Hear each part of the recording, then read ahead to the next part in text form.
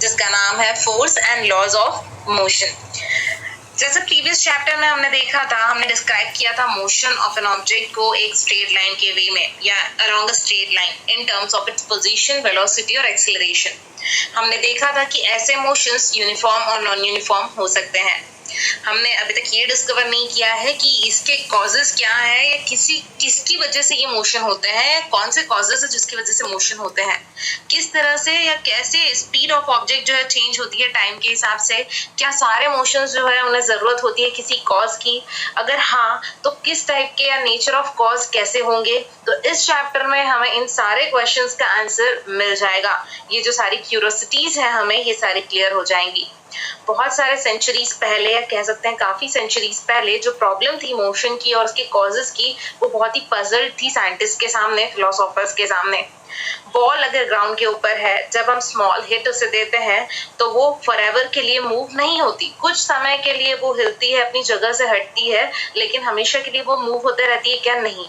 तो ऐसे observation suggest करते थे कि रेस्ट जो है एक नेचुरल स्टेट है ऑब्जेक्ट की, पर ये रिमेन होता है the belief until Galileo Galilei और आइजैक न्यूटन जो है उन्होंने डेवलप किया था एंटायरली डिफरेंट अप्रोच इस मोशन को अंडरस्टैंड करने के लिए। जैसे हमें यहाँ पे एग्जांपल्स दिए हुए हैं, जिसमें फर्स्ट में हमें एक ट्रॉली है जो मूव कर रहा है एक डायरेक्शन में जहां हम उसे पुश कर रहे हैं, मतलब वो बॉय जिस डायरेक्शन में पुश कर रहा है उसी डायरेक्शन में ट्रॉली जो है वो मूव हो रही है। वेल ड्रॉवर जो है वो पुल किया जा रहा है। वेल थर्ड वाले में हमें हॉकी स्टिक जो है वो हिट कर रही है बॉल को या फॉरवर्ड तरफ मूव कर रही है। पुशिंग, पुलिंग और हिटिंग ऑब्जेक्ट्स की चेंज करता है उसका स्टेट ऑफ मोशन को। हमारी एवरीडे लाइफ में हम ऑब्जर्व करते हैं कि कुछ एफर्ट जो है उसकी जरूरत पड़ती है to put a stationary object into motion, या स्टॉप करने के लिए किसी मूविंग ऑब्जेक्ट को। हम ऑर्डिनरी एक्सपीरियंस करते हैं कि मस्कुलर एफर्ट की जरूरत हमें पड़ती है या मस्कुलर एफर्ट हम लगाते हैं और कह सकते हैं कि हमें पुश या हिट या पुल करने के लिए ऑब्जेक्ट को या उसके चेंज करने के लिए, उसके मोशन को, स्टेट ऑफ मोशन को चेंज करने के लिए हमें मस्कुलर एफर्ट लगाने पड़ते हैं। कंसेप्ट ऑफ फोर्स जो है वो बेस्ड होता है पुश, हिट और पुल के ऊपर। अब हम देखते हैं, जैसे let us now ponder about a force. Force के बारे में देखें तो क्या चीज है ये। In fact no one has seen, tested और फेल्ट अ फोर्स। आप क्या टेस्ट कर चुके हैं, कैसा होता है टेस्ट में? आप फील कर सकते हैं या मतलब फेल्ट कर सकते हैं, सीन कर सकते हैं फोर्स को।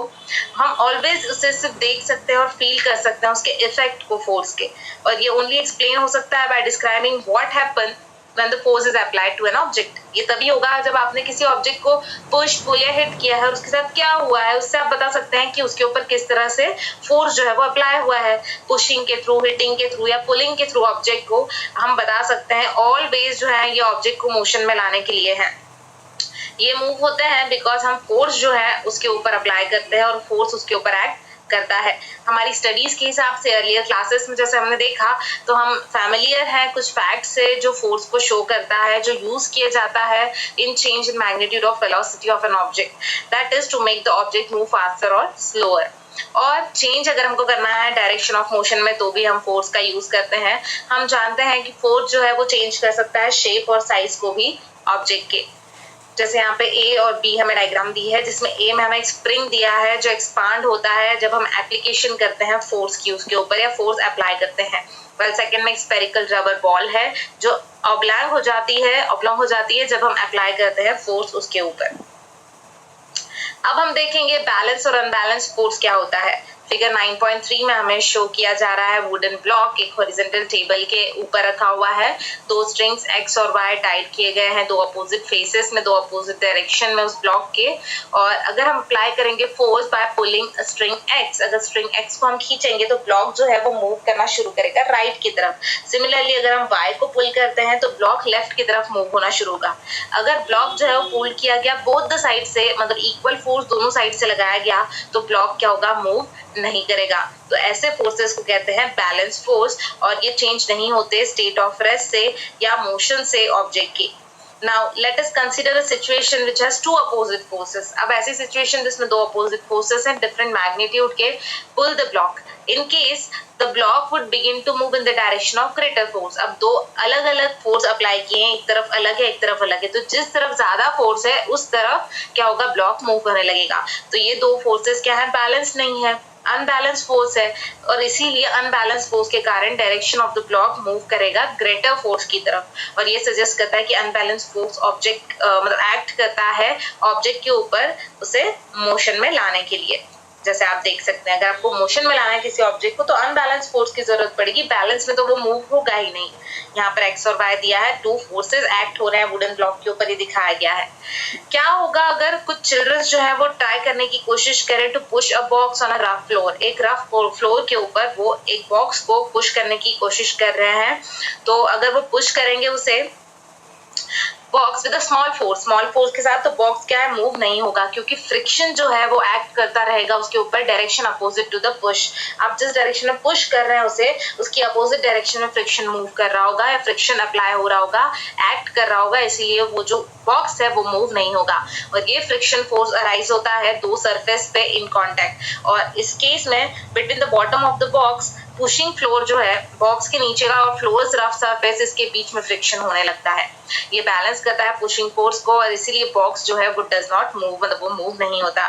सेकंड में हमें चिल्ड्रन पुश कर रहे हैं बॉक्स को थोड़ा ज्यादा मेहनत करके हार्डर से, पर फिर भी बॉक्स जो है मूव नहीं हो रहा है। ये इसलिए क्योंकि फ्रिक्शन फोर्स जो है अभी भी बैलेंस्ड है पुशिंग फोर्स के जितना है, इसलिए अगर चिल्ड्रन पुश करेंगे उस बॉक्स को और ज्यादा हार्ड से तो पुशिंग फोर्स जो है वो ज्यादा हो जाएगा as compare to friction force, और जैसे ही फ्रिक्शन फोर्स से वो ज्यादा होगा बॉक्स क्या होना शुरू हो जाएगा, मूव करना शुरू हो जाएगा क्योंकि वहां पर फोर्स कैसा हो जाएगा, अनबैलेंस्ड हो जाएगा। तो क्या होगा अगर हम राइड करेंगे एक बाइसिकल को, अब देखते हम बाइसिकल का एग्जांपल देखने से पहले हमें बॉक्स का यहाँ पे डायग्राम दिया हुआ है। जैसे फर्स्ट वाले में आप बहुत ही कम फोर्स अप्लाई कर रहे हैं तो फ्रिक्शन का फोर्स जो है वो भी उतना ही, इसलिए बॉक्स मूव नहीं हो रहा। सेकंड में आपने थोड़ा ज्यादा किया लेकिन फ्रिक्शन का फोर्स भी बिल्कुल उसके बराबर है इसलिए फिर मूव नहीं हुआ। लेकिन थर्ड में आपने जो फोर्स अप्लाई किया वो काफी ज्यादा था, फ्रिक्शन के पास इतना फोर्स नहीं था और वो फोर्स दोनों क्या हो गए, एक आपके बॉक्स का मतलब पुशिंग फोर्स और दूसरा फ्रिक्शन फोर्स अनबैलेंस्ड हो गया, इसके कारण बॉक्स जो है वो मूव हो गया। एक और एग्जांपल है जब आप राइड करते हैं बाइसिकल को, जब स्टॉप करते हैं पैडलिंग करना तो बाइसिकल जो है वो स्लो डाउन होना शुरू होती है और ये अगेन होता है बिकॉज ऑफ फ्रिक्शन ऑफ जो फोर्स है, फ्रिक्शन फोर्स जो एक्ट हो रहा है opposite to the direction of motion. In order to keep the bicycle moving, आप चाहें कि बाइसिकल आपकी मूव होते रहे तो आपको पैडलिंग जो है वो स्टार्ट रखना पड़ेगा, उससे आपको स्टॉप नहीं करना है। और ये अपीयर होता है कि ऑब्जेक्ट मेंटेन करता है उसकी मोशन को under the continuous application of unbalance force. जब तक आप अनबैलेंस फोर्स देते रहेंगे, मतलब फ्रिक्शन से अपोजिट, फ्रिक्शन से ज्यादा फोर्स अप्लाई करते रहेंगे, आपका जो ऑब्जेक्ट है वो मूव करता रहेगा। लेकिन एक सिचुएशन जब अनबैलेंस फोर्स होगा, मतलब फ्रिक्शन के फोर्स जितना ही आपका फोर्स अप्लाई होने लगेगा, तो एक सिचुएशन ऐसी आएगी जब जो आपका ऑब्जेक्ट है वो मूव करना बंद कर देगा और ये क्वाइट इनकरेक्ट है।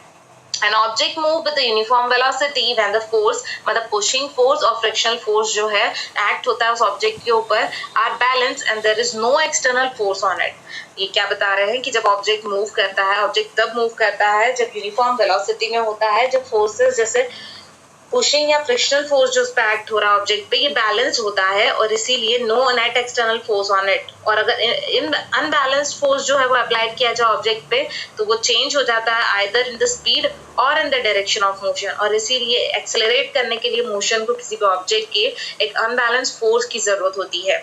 और चेंज जो होता है उनकी स्पीड में या कह दो इन डायरेक्शन ऑफ मोशन, वो कंटिन्यू होता है as long as this unbalanced force is applied. However, this force is removed completely। अगर इस तरह का फोर्स आप रिमूव कर दें तो ऑब्जेक्ट जो है वो कंटिन्यू होने लगेगा to move with the velocity it has acquired till then. जब तक उसके पास वेलोसिटी है, जब तक एक्वायर की गई है तब तक वो मूव करते रहेगा।